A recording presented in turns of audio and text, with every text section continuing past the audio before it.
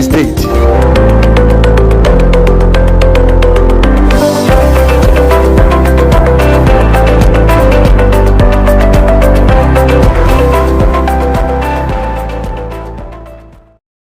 halkan waa bartaano YouTube-ka ku leenahay Bina Live News. in ilahantiba ku soo dhawaada warka maanta. waxa warkaas idin soo tubinayaan oo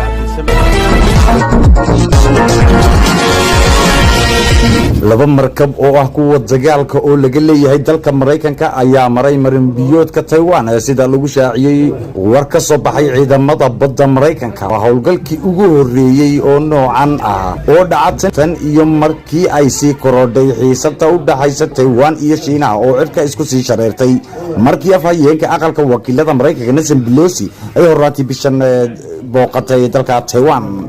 Shiinaha ayaa ka falceliyay booqashada Nancy Pelosi wuxuuna aaga hadda ay maraakiibta Mareykanku marayaan ka sameeyay dowlatus military oo ballaaran. Beijing waxay u aragtaa falalka noocan sii kicinaya xaaladda waxayna ku adkaysanayaan inay jasiiradda Taiwan ay tahay qayb ka mid ah dhulka Shiinaha.